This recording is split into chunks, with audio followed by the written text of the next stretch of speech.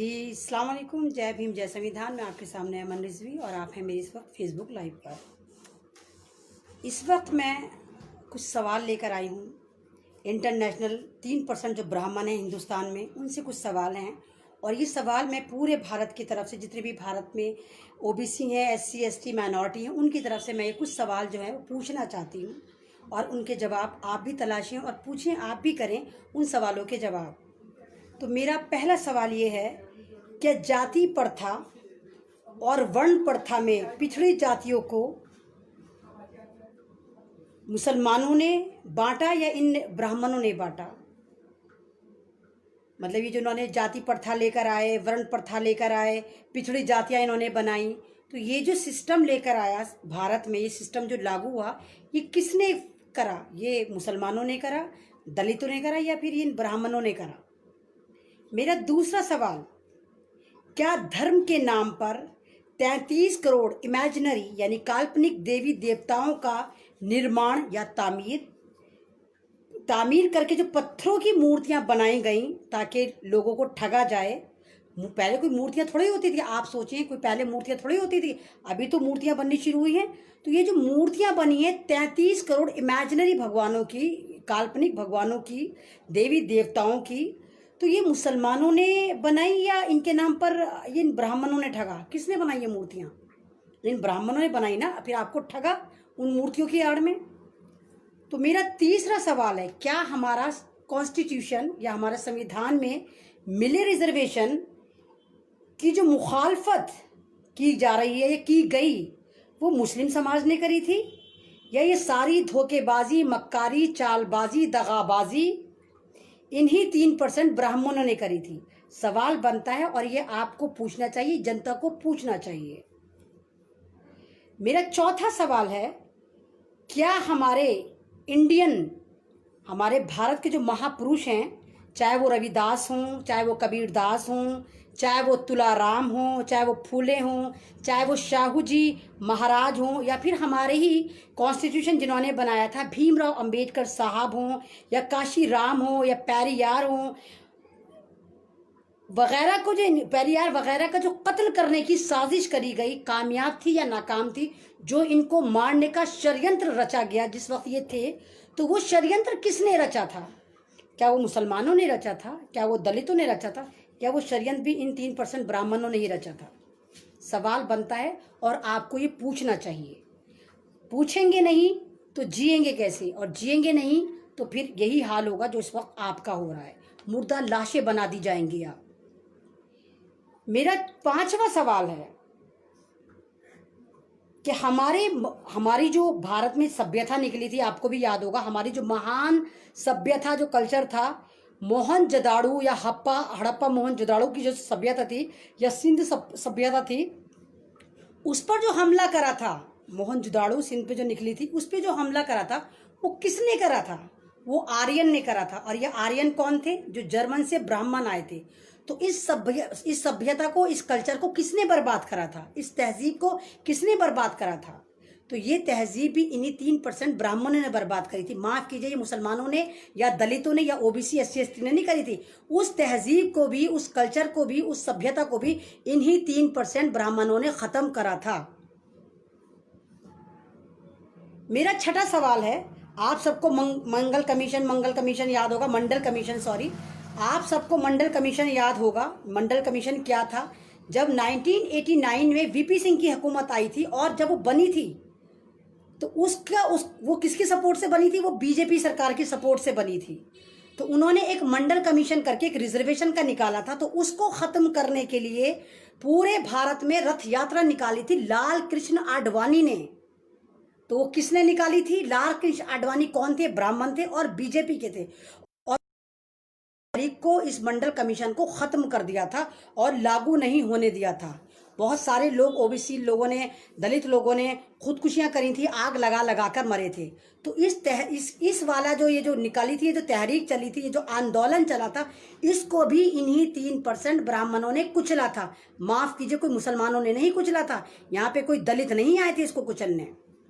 मेरा सातवां सवाल, क्या सदियों से एससी एसटी ओबीसी के लोगों के साथ जो छुआछूत का बदतरीन सलूक करा जा रहा है और मॉब लिंचिंग करी जा रही है। उन्हें मंदिर में घुसने नहीं दिया जाता, उन्हें अछूत कहा जाता है, उन्हें शूद्र कहा जाता है। तो क्या ये मुसलमानों की देन है? क्या ये भी मुसलमानों ने करा था? ये दलितों के साथ, माइनॉरिटी के साथ, ओबीसी एसटी के साथ किसने करा था? तो ये सवाल का जो जवाब है मेरी नज़र में और इतिहास की नज़र में, इसका भी सारा का सारा जो जुर्म है ये भी इन्हीं 3% ब्राह्मणों के खाते में जाता है। वो भी इन्होंने ही करा था। छुआछात में इन्होंने ही कहा था आप शूद्र हो, इन्होंने ही कहा था आप मंदिरों से दूर रहो, इन्होंने ही कहा था आप गुलाम हो, आप मिलट हो। माफ कीजिए, किसी मुसलमान ने नहीं कही थी ये वाली बात। मेरा 8वां सवाल, आज भारत पर न्यायपालिका, कार्यपालिका, मीडिया, विधायिका, इन सब पर जो कब्जा है वो किसका है? आपका, दलितों का है, हम मुसलमानों का है, या फिर इन्हीं 3% ब्राह्मणों का है? तो आप अपने आप से सवाल करें, इन सब चीजों पर किसने कब्जा करा है? कौन नाक की कुंडली मारकर बैठा हुआ है?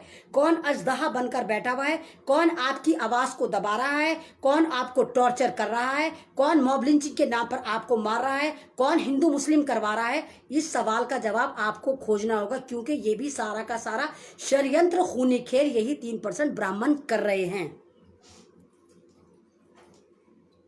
मेरा 9वां सवाल, क्या निजीकरण, भूमंडलीकरण के नाम पर भारत को जो अंबानी, अदानी, टाटा, बिरला के हाथों में फ्री में दे रहे हैं, वो क्या मुसलमान दे रहे हैं या दलित दे रहे हैं? कौन दे रहा है? वो भी ये 3% ब्राह्मण आरएसएस वाले जो बैठे हैं। मोदी को आगे पपिट करके लगा दिया और पीछे से पूरी हुकूमत जो ये आरएसएस चला रही है। और अगर आपको पता हो, ये अंबानी, अदानी जितने भी हैं, जितनी भी कंपनीज हैं, ये सारी आरएसएस की कंपनी हैं। तो इनको कौन दे रहा है? सारी की सारी निजीकरण कौन कर रहा है? तो ये सारे की सारी बीजेपी सरकार कर रही है। पीछे से ब्राह्मणों की वो है सपोर्ट और आरएसएस की सपोर्ट है। तो माफ कीजिए, ये मुसलमान, ये दलित नहीं कर रहे हैं। इस देश का खून यही चूस रहे 3% ब्राह्मण। मेरा 10वां सवाल, एक बात तो बताएं, ये जो शूद्र कहकर आपको, दलितों को जलील करा जाता है, टॉर्चर करा जाता है, आपको याद होगा शिवाजी महाराज, उनको इतना बेइज्जत करा जाता था, उनको इतना बेइज्जत करा जाता था, हालांकि वो बादशाह थे। तो जब उनका राज तिलक करा गया था, तो इन्हीं 3% ब्राह्मणों ने उनको जलील करा था कि उनका राज तिलक करते वक्त अपने उल्टे पैर के अंगूठे से उनका राज तिलक करा था। तो वो कौन थे? क्या वो मुसलमान थे? क्या वो दलित थे? कौन थे वो भी यही गद्दार आरएसएस वाले भारत के आतंकवादी थे। यही वो ब्राह्मण थे जो भारत को नोच नोच कर खा रहे हैं।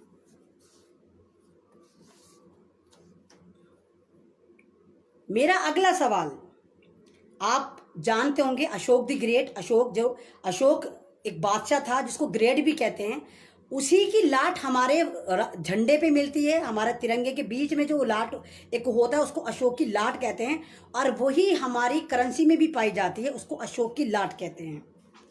तो जिन अशोक को हम ग्रेट कहते हैं, जिसको अशोक को भारत ग्रेट कहता है, उनके बेटे को जो कत्ल करा था वो भी इन्हीं ब्राह्मणों ने करवाया था। 3% ब्राह्मणों ने ही करवाया था, वो किसी मुसलमान या दलित ने नहीं करवाया था।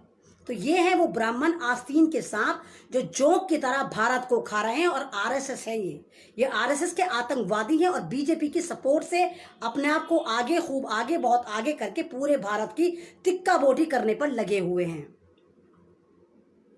आप ही और एक और बात बताइए, समाज के हर गांव में पिछड़ी जातियों को आपस में लड़वाया जाता है। आपने देखा होगा, हर गांव में कुछ ना कुछ दिन बाद लड़ाइयाँ बजनी शुरू होती हैं कि जी दलित लड़ रहा है तो उससे लड़ रहा है, फलाना लड़ रहा है तो वो गांव के उस गांव से लड़ाई हो गई। तो ये काम कौन करता है? आपको पता है ये कौन स्ट्रेटेजी प्लान करता है? ये भी ये ब्राह्मण करते हैं, ताकि आप सारे के सारे यूनाइटेड ना हो और आपस में लड़कर मर जाएं।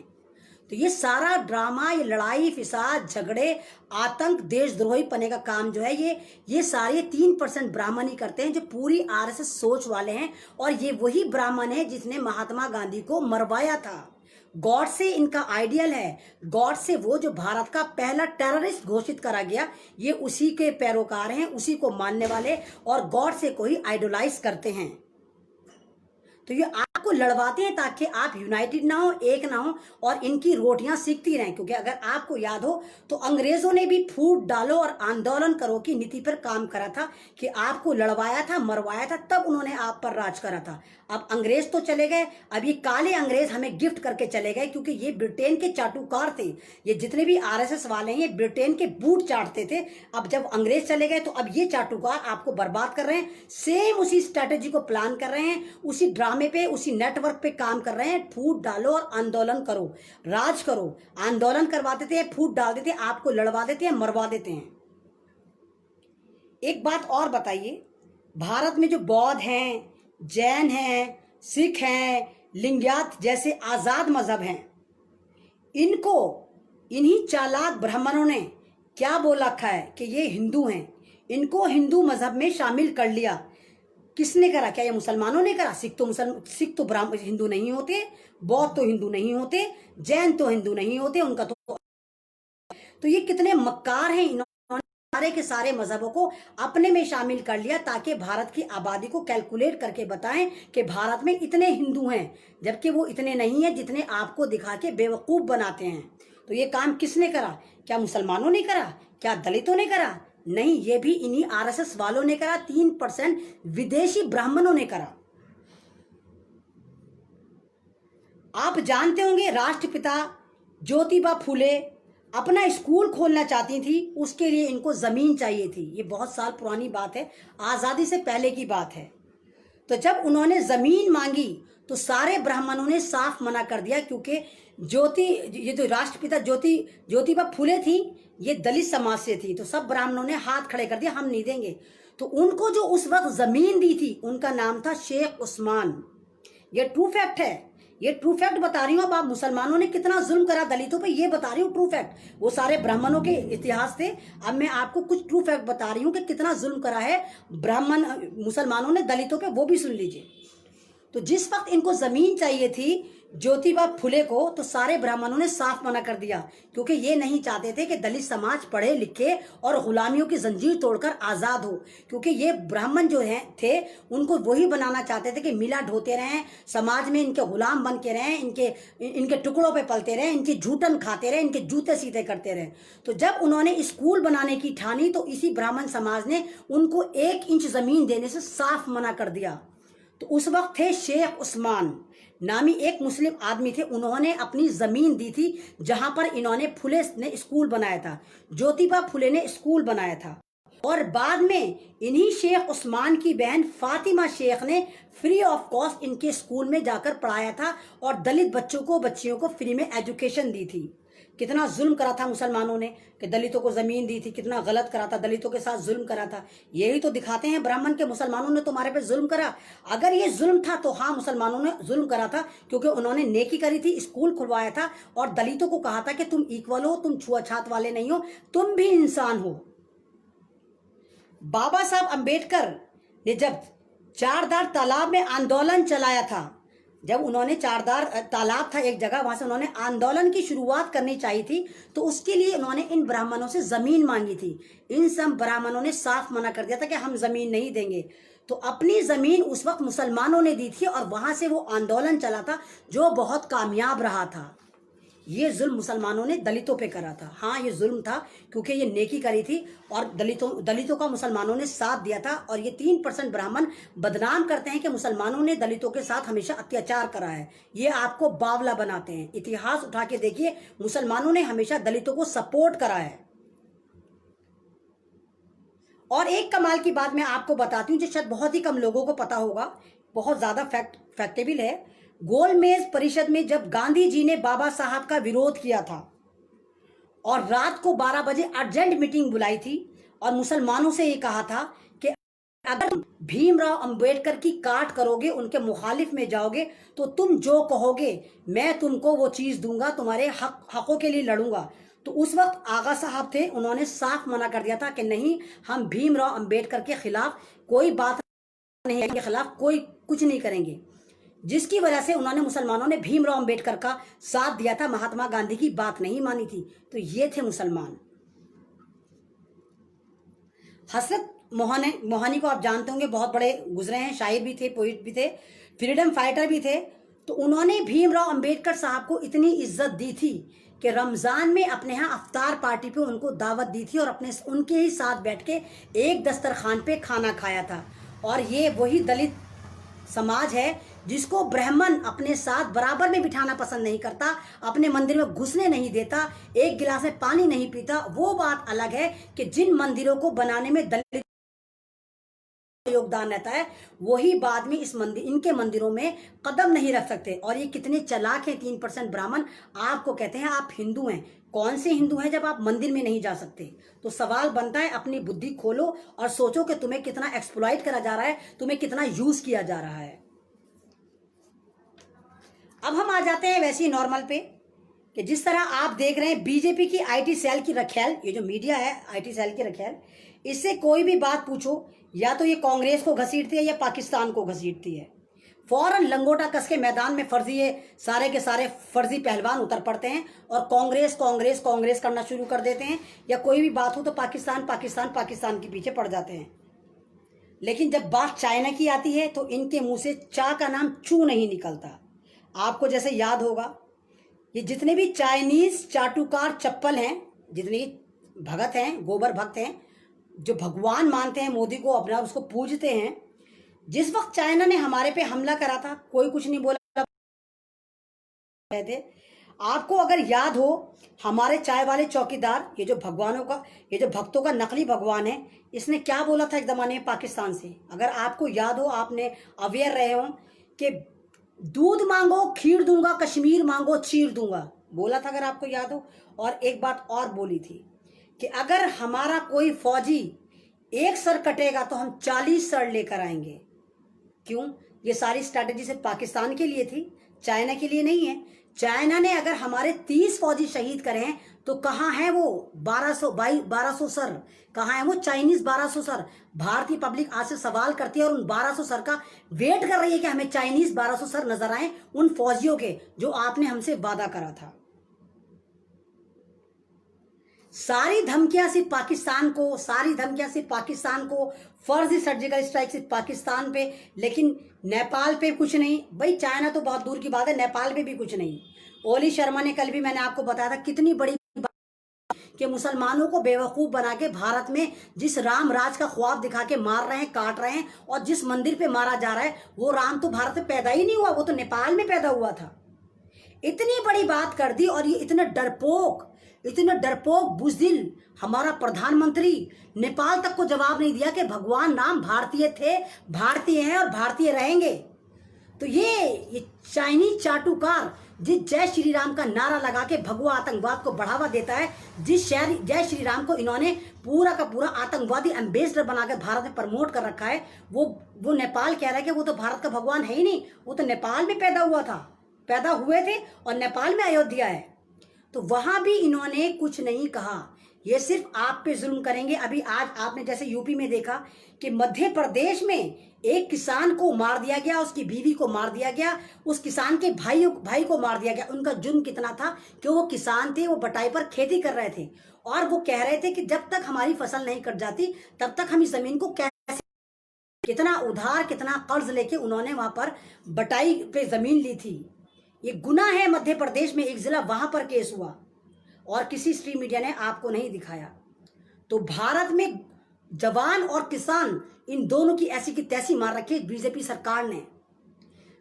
जवानों को फर्जी शहीद करवा देता है फौज पर, वहां पर सरहद पे, और किसानों को मरवा रहा है अंदर। और मॉब लिंचिंग के लिए मुसलमान और दलित तो हैं ही, किसी को पकड़ के मार दो।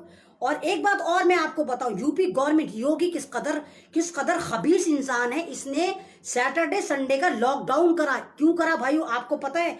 क्योंकि सैटरडे में मुसलमानों का त्योहार बकरीद आ रहा है, इसलिए इसने सैटरडे संडे का ही लॉकडाउन करा कि हफ्ते में 2 बार लॉकडाउन होगा, क्योंकि कोरोना भी थक गया आके, तो वो भी टहलता टालता खाली सैटरडे संडे में आएगा। और अगर कोरोना है तो कोई अगर आई कार्ड दिखाएगा तो वो चला जाएगा। तो सिर्फ मुसलमान अपना त्योहार ना मनाए, इसलिए जान के इसने, इस आतंकवादी ने यूपी में सैटरडे संडे को लॉकडाउन रखा। अगर आपको याद हो तो हमारी ईद हमें में नमाज नहीं पढ़ने दी गई, मस्जिदों में कलाम पाक पूरा नहीं करने दिया गया। और अब बकरीद में 2.5 महीने बाद भी यही ड्रामा है, ताकि मुसलमान कुर्बानी ना कर सकें, ताकि मुसलमान ईद की नमाज ना पढ़ सकें। वो अलग बात है कि इनकी सारी यात्राएं चल रही हैं, अमरनाथ में, जगन्नाथ में, कश्मीर में, मंदिरों में, सब जगह चल रही, उसके लिए इन्हें खुली छूट है। लेकिन मुसलमानों के पास कोई आज़ादी नहीं। और उससे भी बड़ी बात, ये जो दिल्ली का सीएम केजरीवाल, इसको देखिए इसने क्या फैसला करा है। इसने गाजीपुर में, दिल्ली में गाजीपुर मंडी है जहां पर स्लाइटर हाउस, सबसे बड़ा स्लाइटर हाउस, इकलौता स्लाइटर हाउस चलता है, उसको बंद कर दिया, बैन कर दिया।